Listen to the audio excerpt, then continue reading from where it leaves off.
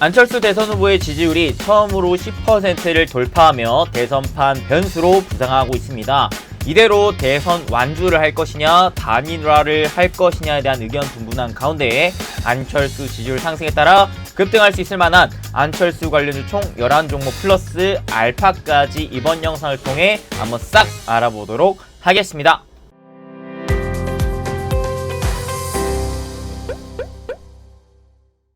행구 반갑습니다. 여러분들의 행구 파트너 이시빈 대표입니다. 자, 오늘 영상은 어떤 걸 또 준비했냐면요. 바로 안철수 대선 후보의 지지율이 10%대를 돌파를 하면서 대선판을 좀 뒤흔들 것인가에 대한 움직임이 좀 나오고 있는 가운데 오늘도 안철수 관련주들의 흐름이 굉장히 좋았기에 자, 이에 따라서 이제 안철수의 지지율이 좀 높아지는 움직임이 나오면 동반 좀 급등이 나올 수 있을 만한 종목군들을 한번 정리해보는 시간을 가져보도록 하려고요. 자, 그래서 새해 첫 영상입니다. 새해 첫 영상을 제가 또 준비했는데 자, 차근차근 올해도 저와 함께 최대한 사실 주식 투자의 100% 정답은 없기 때문에 100%다 최대한의 결과를 이끌어내는 거는 사실 불가능에 가깝지만 각각의 경우 각각의 상황마다 내가 최선을 좀 다한다면은 분명히 손실을 좀 줄이고 수익을 좀 키우는 이제 흐름이 나오면서 올해도 좋은 결과를 좀 이끌 수 있지 않을까라는 생각을 갖고 있기 때문에 오늘도 정성스럽게 준비한 영상 함께 하도록 하겠습니다. 그래서 오늘도 돈이 되고 도움이 되는 영상 준비했으니까 끝까지 한번 집중해서 시청해 주시고 본격적인 시작 앞서서 여러분들 돈 드는 거 아니니까 좋아요, 구독, 알림 설정 꼭꼭꼭 딱딱딱 빡빡빡 딱 한 번씩만 눌러주시면 진심으로 감사드리겠습니다. 우리 구독자 여러분들 모두 행복 되시고요. 그리고 제 유튜브 채널에 저희가 작년 말에 벌써 작년이네요. 시간이 청방 빠른데 마지막으로 드릴 말씀이 있습니다 하면서 이제 사실 연말 새해 인사를 좀 드렸는데 이 영상이 올라가고 나서 많은 분들이 좀 깜짝 놀라셨다고 해요. 그래서 사실 장난을 치려고 한 건 아니고 어느 정도는 좀 진지한 얘기를 하려고 하는데 여러분들에게 꼭 좀 봤으면 좋겠다라는 의미로 영상을 좀 찍었습니다. 그래서 기존의 부자TV가 워낙 많은 분들의 도움으로 이렇게 또 빠르게 성장할 수 있었음을 감사의 좀 표현을 담아서 제작한 영상이니까 이쁘게 좀 봐주셨으면 좋겠습니다.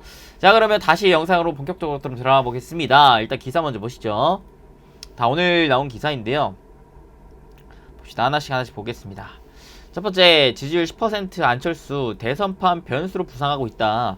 이대로 완주할 것이냐 단일화할 것이냐에 대한 기사인데요. 자, 봅시다. 본문을 보게 되면은 제3지대에서 나홀로 몸값이 뛰고 있는 안철수 국민의당 대선 후보가 10%에 가까운 지지율을 기록하면서 새해 벽두부터 대선판을 흔들 변수로 주목받고 있다. 이번 대선 주자인 더불어민주당 이재명, 국민의힘 윤석열 후보에 대한 비호감도가 높은 이번 대선에서 안 후보의 지지율이 최근 마이 10%를 돌파할 기미가 보이자 정치권에서는 제3지대에 있는 안 후보가 캐스팅 보트로서 존재감이 점점 커질 것이라는 관측이 확산되고 있다는 거예요.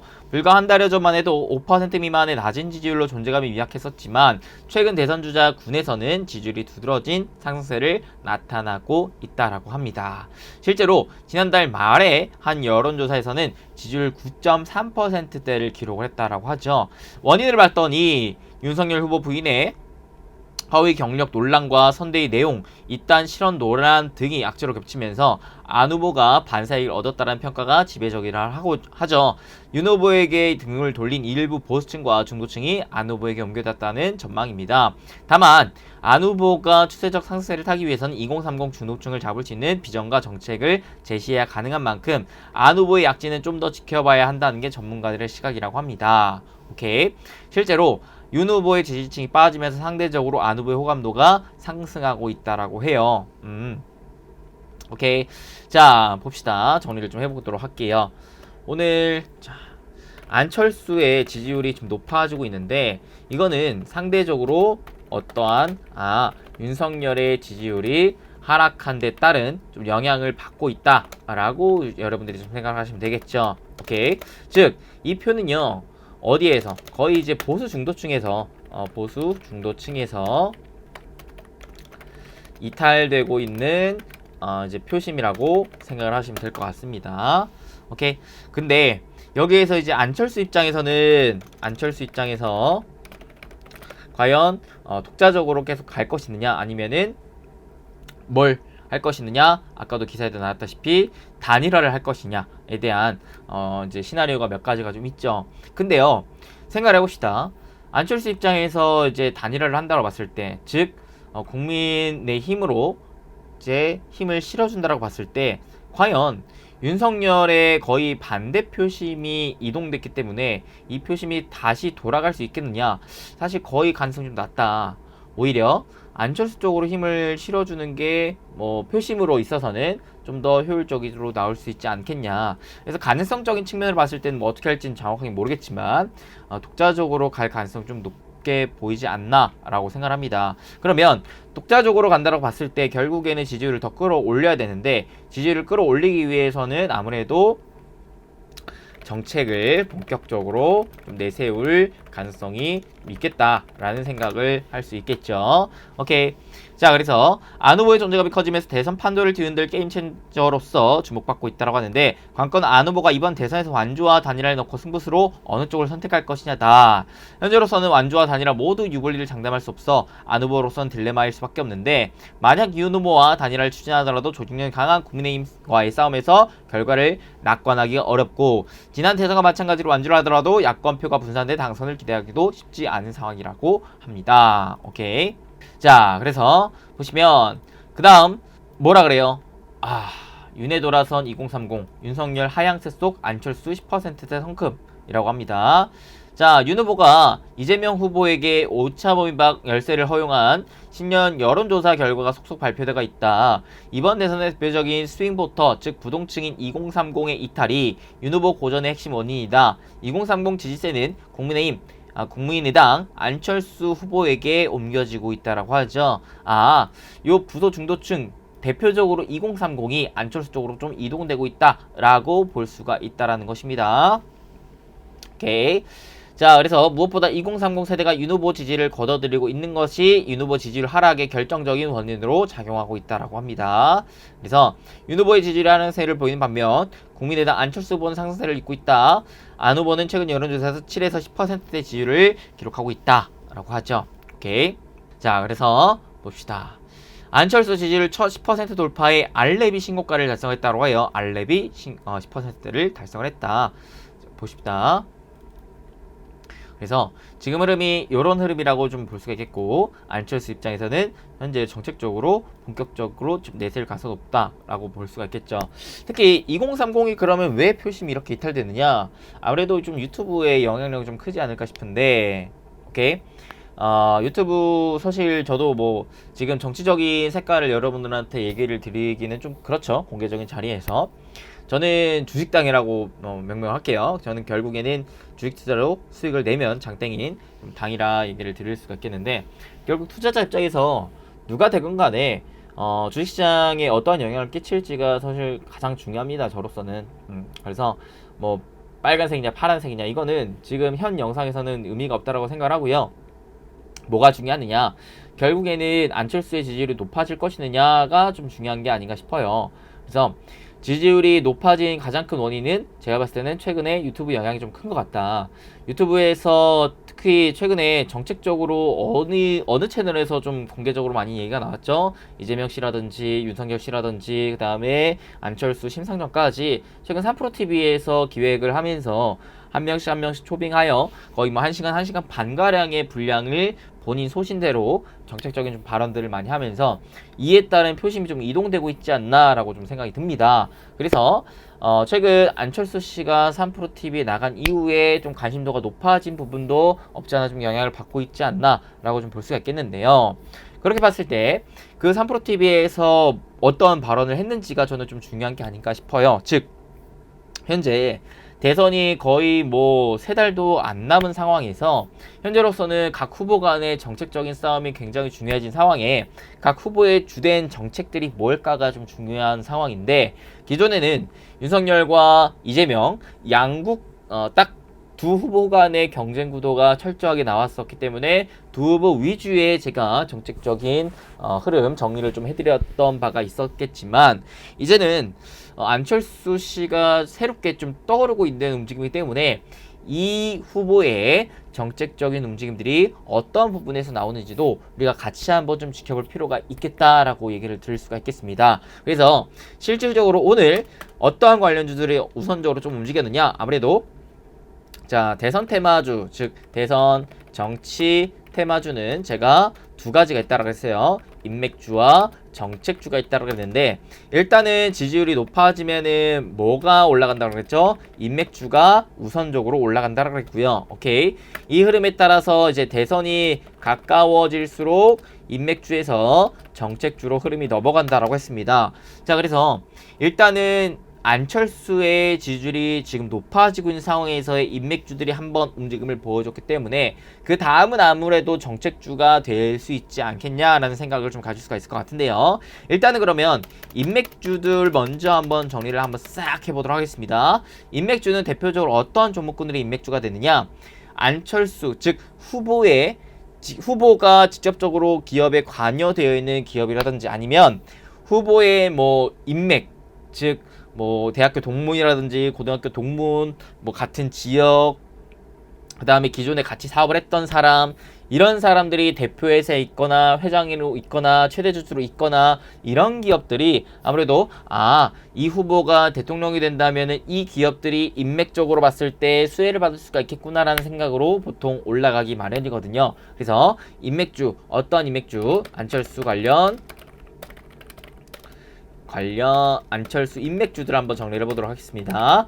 가장 첫 번째로 일단 대장격이 알랩이죠. 알랩. 오늘도 사실 장중 기준으로 거의 한 10% 급등, 저번 주 마지막 거래일에도 거의 23% 가까운 급등을 보여줬던 알랩이었는데, 알랩은 어떤 기업이에요? 맞습니다. 바로 안철수 씨가 본인 스스로 창업한 기업입니다. 그러면서 현재 최대 주주로도 자리매김을 하고 있죠. 최대 주주를 보시면 안철수 씨가 지분을 18.57% 갖고 있다는 게 보입니다. 오케이. 그래서 대표적인 안철수 관련주, 인맥 관련주 대장은 알랩이다라고 볼 수가 있겠습니다. 자, 알랩 차트를 봤더니 가장 최근에 여기 의미 있었던 전고 라인대를 오늘 뚫어주고 안착을 했다라는 게 의미 있게 좀 포착이 되었습니다. 그래서 이 기존에 사실 언제 2017년도 이때 당시 대선 때 올라갔었던 14만원대까지는 어느 정도는 좀 열려있지 않나 라고 생각을 할 수 있을 만한 구간이라고 좀 볼 수가 있겠고요. 그 다음 알랩 같은 경우에 최근에 3프로TV에 안철수 씨가 나왔을 때 대표적으로 했던 얘기가 뭐였었냐면, 안철수 씨가 이제 알랩 기업으로 봤을 때 어디에다 투자를 했다? 로블록스에 투자를 했다라고 하면서 어떤 이슈가 떴냐? 10년 전에 투자한 로블록스가 2천만원이 250억이 됐다라고 해요. 야, 10년 전에 메타버스 게임 플랫폼인 로블록스에 2천만원을 투자했었는데 이게 현재 250억이 됐다라고 합니다. 근데 그 3프로TV에서 발언했던 얘기가 뭐였냐면, 이 250억이 이번 알랩의 영업 외에 이익적인 측면으로 반영이 된다라고 해요. 그러면 자, 알랩이 현재로서 보시면 연간 그래도 매년 꾸준하게 매출액과 영업이익이 늘어나고 있었던 상황이었는데, 올해 내년 그 로블록스 투자금까지, 투자 수익금까지 반영이 된다라고 한다면 이 재무적인 구성으로도 봤을 때 크게 실적 상승에 대한 모멘텀을 받아들일 수가 있겠다 라고 생각해 볼 수가 있겠다라는 부분입니다. 자, 그래서 현재 시총이 거의 한 1조 가까이가 다 되어가는데, 이런 부분이 만약에 반영이 된다면 추가적인 상승 모멘텀으로 받아들일 수가 있지 않을까라는 생각을 가질 수가 있겠죠. 오케이. 그 다음에 써니전자 같은 경우에도 거의 부대장격으로 종목이 움직이는데, 자, 얘도 과거의 고점 라인대 어디 여기 한 5천원 부근대에 요 라인대가 저항대로 자리 잡고 있었던 상황이었습니다. 그때 2017년도 요 고점대를 돌파만 잘해준다면 2017년도 대선 때 얼마 8,000원까지 올라갔던 이력이 있었기 때문에 요 구간까지는 좀 탄력적으로 올라가 줄 수가 있는 가능성은 있다. 하지만 수급적인 측면이 좀 더 붙어줘야 된다라고 볼 수가 있겠죠. 써니전자는 어떤 기업이 있느냐? 대표이사가 안철수와 알랩에서 오래 근무했던 사람이에요.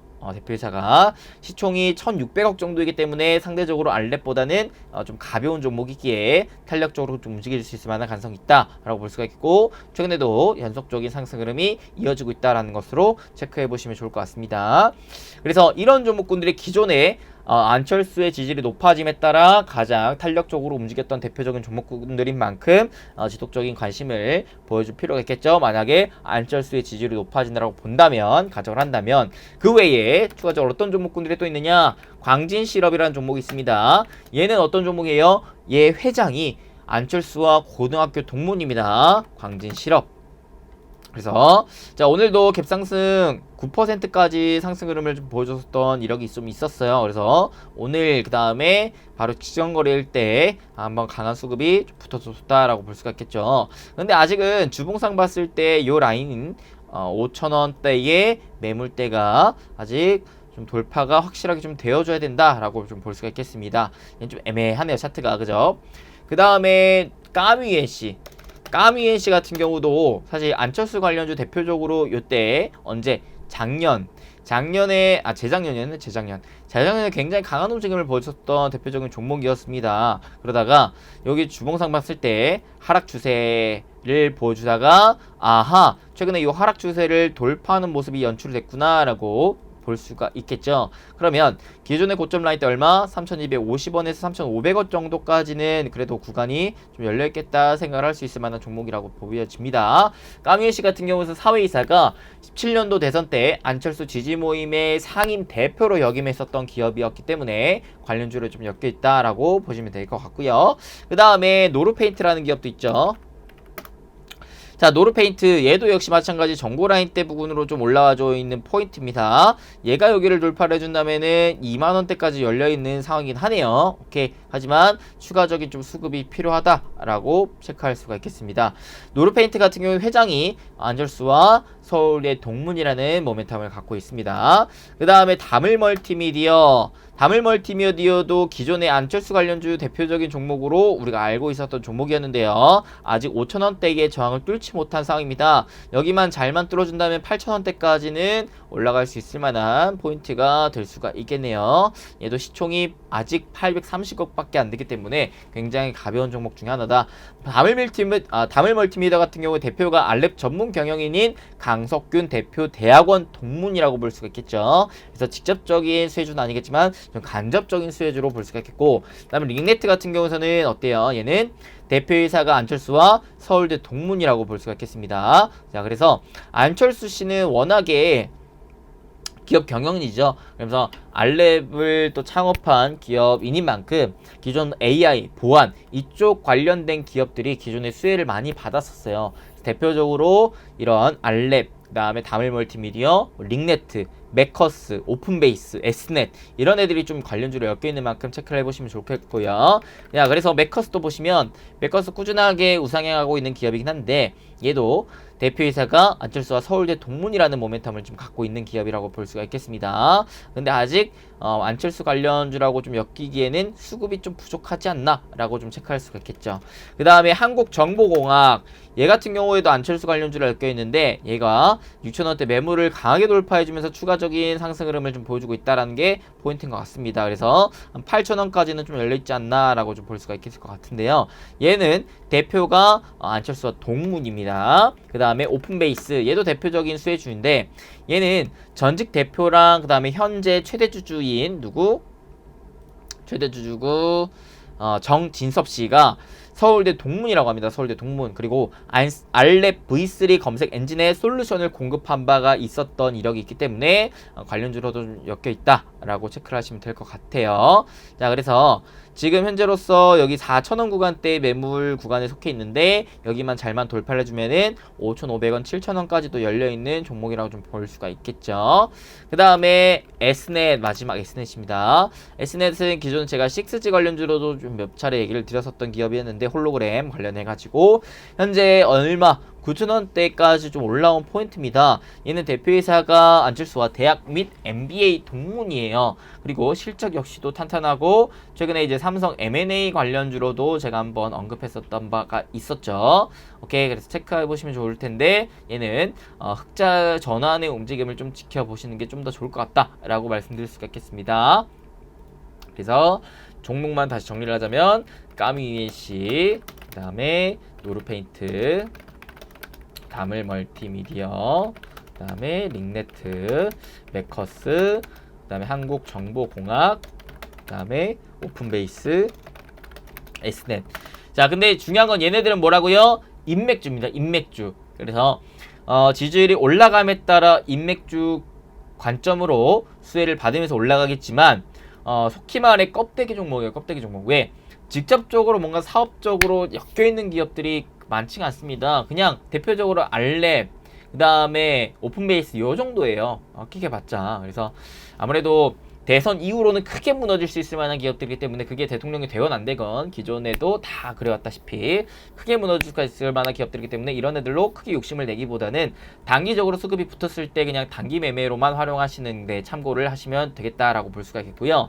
그러면 여기에서 혹시라도 안철수의 지지율이 계속해서 올라가면서 실질적으로 대선에 대한 기대감까지 계속 높아진다라고 가정을 해본다면 결국에 정책 관련주들의 수혜를 받을 수가 있을 건데 그렇게 되면 어떤 관련주들이 좀 강한 모습을 보여줄 것이느냐, 가능성 높겠느냐라고 본다면 자, 안철수의 정책적인 발언 중요하겠죠.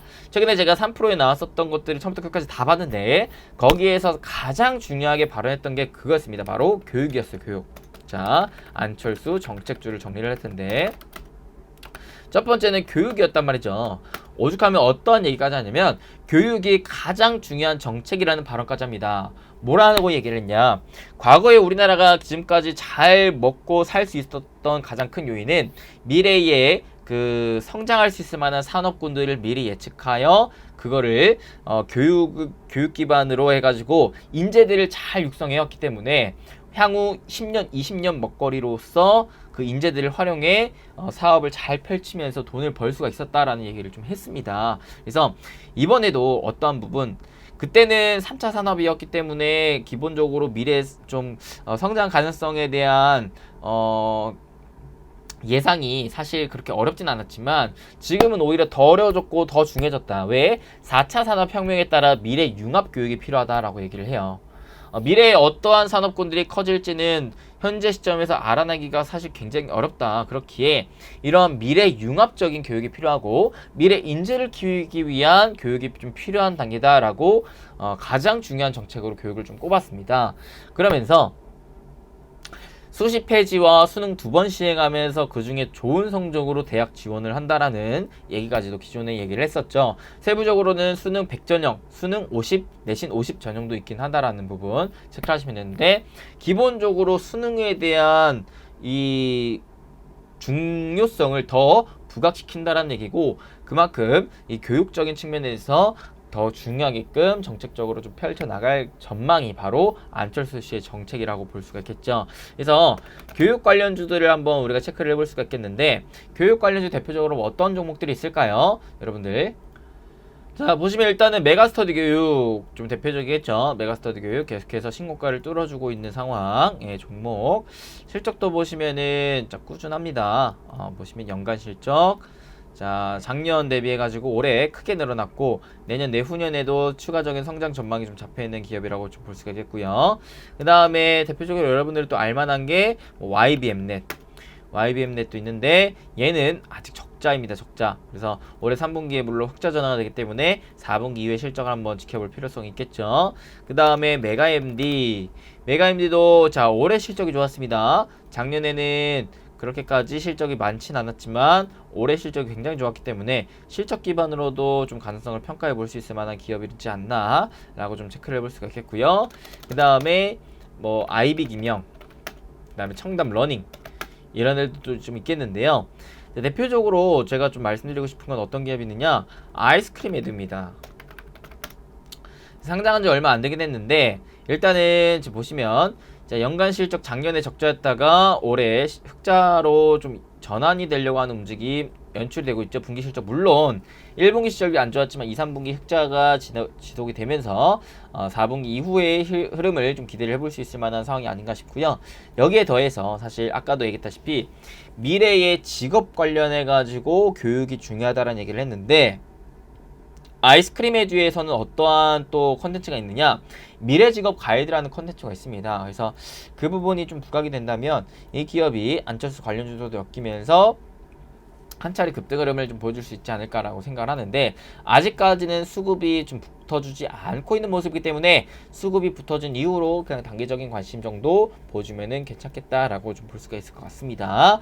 그 다음에 뭐가 있느냐, 그래서 대표적으로 아이스크림 에듀, 그 다음에 뭐 메가스터디 교육, 그 다음에 아까 뭐 메가 MD, 청담 러닝 이런 애들 있다라는 거 체크를 하시면 되겠고, 그 다음에 또 추가적으로 발언했던 게 뭐였었냐면, 자, 기술적 강점을 극대화한다라는 얘기를 굉장히 강조를 했습니다. 그래서 아무래도 4차 산업에 발맞춰서 가야 된다라는 부분인데, 다른 국가와 그 차이를 계속해서 벌리고 그걸 바탕으로 G5, 즉 초강대국이 되겠다라는 공약을 내세운 겁니다. 우리의 강점 분야인 크게 디스플레이, 그러니까 즉 4차 산업에서의 초격차 움직임이 좀 필요하다라고 얘기를 했는데, 여기에 대표적인 산업을 뭘 얘기했냐면 디스플레이, 2차 전지, 그 다음에 SMR, 그 다음에 수소, 바이오 총 5개 분야에 지원을 집중하겠다라고 밝혔습니다. 오케이. 그래서 관련 학교 신설, 세금 감면, 관련 부서 신설 등 인적, 물적, 제도적 모든 방면에서 지원을 하겠다라는 의지까지 표명을 한 만큼, 안철수는 요 5개 분야에 집중을 하고 있구나.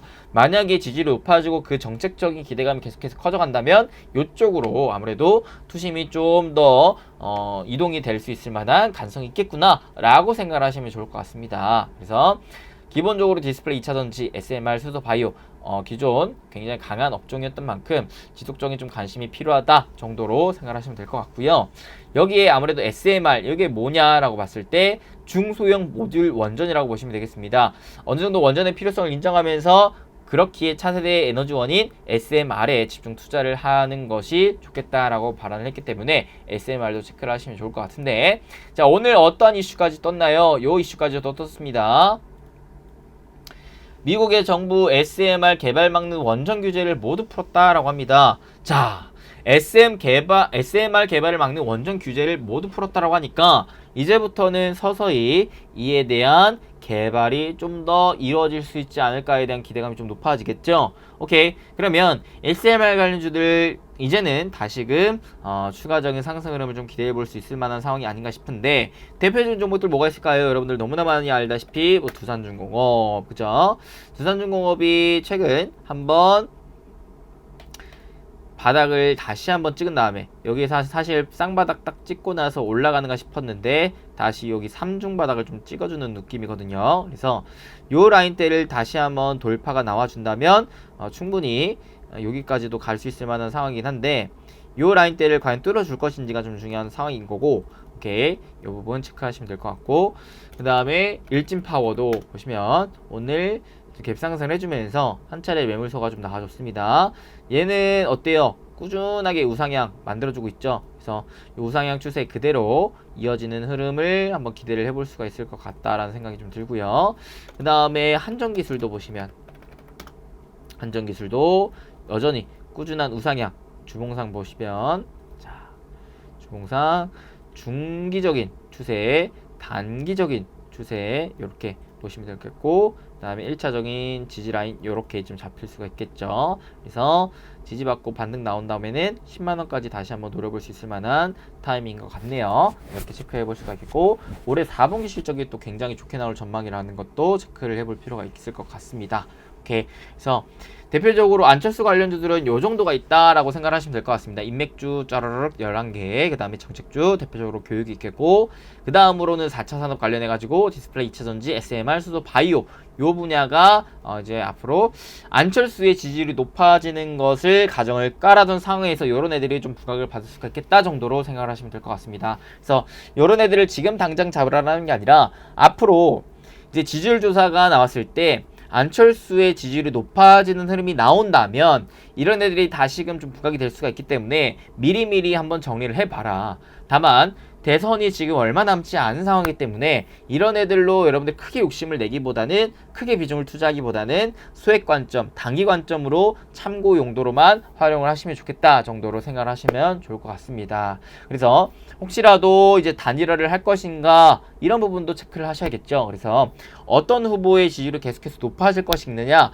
아무래도 대선이 얼마 남지 않은 상황이기 때문에 요 흐름을 계속해서 좀 팔로우하면서 집중하시면 좋겠다라는 것까지 정리해서 마무리 짓도록 하겠습니다. 오케이. 그래서 여러분들 또 대선 얼마 안 남은 상황, 누가 이제 대통령이 될지 모르겠지만 일단 한 나라의 국민 입장으로서 지금 굉장히 어려운 시국입니다. 코로나 아직까지도 종식되지도 않았고, 그다음에 경제적으로도 지금 금리 인상 시기이기 때문에 정말 이 경제 성장이 중요해진 타이밍.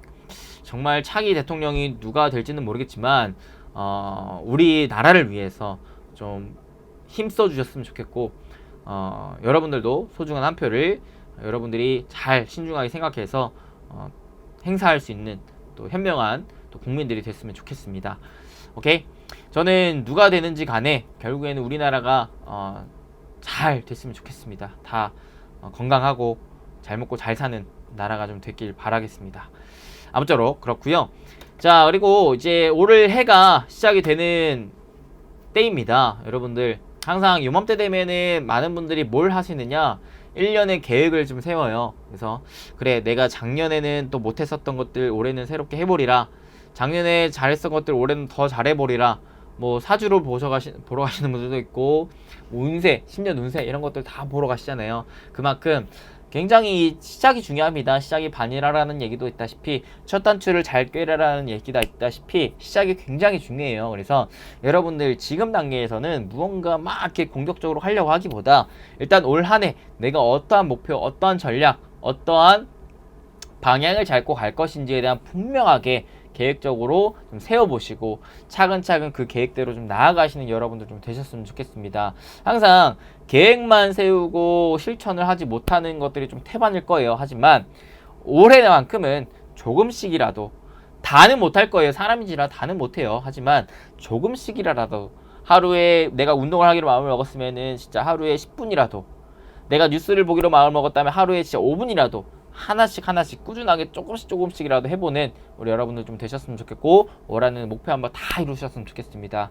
주식 투자에 있어서도 여러분들이 목표를 잡으시는 게 좋은데, 한 가지 좀 조언을 드리자면, 여러분들은 부디 허황된 꿈을 잡지 않으셨으면 좋겠어요. 이게 투자에 있어서는 가장 무서운 말이 일확천금입니다. 일확천금. 즉 속히 말해 뽀록을 노리는 거거든요. 뽀록. 자, 투자는요, 저는 그래요. 내 소중한 자금을 어찌됐든 잃을 확률보다는 벌 수 있는 확률이 높은 곳에 안정적으로 배팅을 하는 게 투자라고 생각을 합니다. 그런데 일확천금은 그렇지 않아요. 일확천금을 한다는 것은 어느 정도 내가 내 소중한 자금을 어느 정도 좀 몰빵에 가까운 매매를 해야 되는 게 일확천금이 나올 수 있을 만한 과정이기 때문에 그 부분들은 여러분들이 좀 권하기가 좀 어렵지 않나 싶습니다. 실제로 전 세계에서 투자를 가장 잘한다라고 평가를 받는 워렌 버핏, 뭐 피터 린치 이런 사람들도요, 연간 평균 수익률이 얼마나 되실 것 같아요? 20-30%를 넘기가 매우 어렵다고 합니다. 근데 대다수의 우리나라 개인 투자자들이 목표를 잡는 게 연간 계좌 수익을 거의 2배 이상을 잡아버려요. 이게 과연 현실적으로 가능한가에 대한 의문점을 여러분들에게 좀 던지고 싶습니다. 물론 목표를 크게 잡는 건 좋겠죠. 하지만 너무 허황된 목표를 잡는다면 그만큼 내가 욕심을 부릴 것이고 그만큼 내가 조급해버릴 수밖에 없습니다. 그렇게 되면은 내가 잡지 않아야 될 종목을 잡게 되고, 내가 잡지 않아야 될 타점에 잡게 되고, 내가 팔아야 될 타점에 팔지 않게 되고, 이런 흐름들이 계속해서 이어져요. 그러면 오히려 계좌가 거꾸로 가는 악순환의 고리를 타게 됩니다. 그래서 이런 부분들을 기존에 했다가 실패를 하셨다면은 올해만큼은 분명히 현실적인 목표를 좀 잡으셨으면 좋겠어요. 그래서 현실적으로 우리 개인 투자자분들이 사실 연간 10에서 20%만 투자금 대비 수익률만 챙겨도 엄청 잘한 거예요. 엄청 잘한 겁니다. 정말로. 그래서 올해 여러분들이 과연 내가 연간 10에서 20% 수익률을 챙기기 위해 어떠한 투자를 해봐야 될까를 한번 꼼꼼하게 전략적으로 생각을 해보시면 좋지 않을까 싶습니다. 이것만 잡아보면은 사실요, 오히려 더 확률이 높은 투자를 할 수가 있어요. 오히려 이상한 종목을 안 잡을 수가 있어요. 내가 정말 좋아 보이는 한두 기업, 많게는 5개에서 10개 기업에 선별적으로 딱딱딱딱 비중을 담아서 오히려 얘들이 쌀 때까지 지켜보다가 싸지면 사고, 좀 이제 올라간다 싶으면 분할 매도하는 요런 실질적인 정석 투자가 나올 수 있는 게 이런 목표 설정부터 시작되기 때문에 올해는 여러분들 정말 여러분들의 계좌를 불리기 위한 투자는 무엇인가, 그 매매 전략은 무엇인가를 계속해서 연구하고 공부하고 실제로 세워보고 실천하는, 그래서 실질적으로 연말이 됐을 때 내가 비로소 웃을 수 있는 그런 투자자가 됐으면 좋겠습니다. 그래서 올 한해 여러분들이 정말 생각하는 목표 다들 이루셨으면 좋겠다. 응원하고 축복하면서 오늘 이 영상을 마치도록 하겠습니다. 오늘 영상도 조금이나마 도움 되셨길 바라겠고, 도움이 되셨다면 잊지 마시고 좋아요, 구독, 알림 설정 꼭꼭 딱딱딱 빡빡빡 딱 한 번씩 꼭딱빡 부탁드리겠고, 댓글도 자유롭게 남겨주시면 제가 수익의 기운이 듬뿍 담겨있는 하트 뿅뿅 남겨드리도록 하겠습니다. 저는요, 다음에 또 더 좋은 정보와 영상으로 찾아뵐 수 있도록 하겠고, 여러분들 새해 복 많이 받으세요. 감사합니다. 여러분들 사랑합니다. 뿅.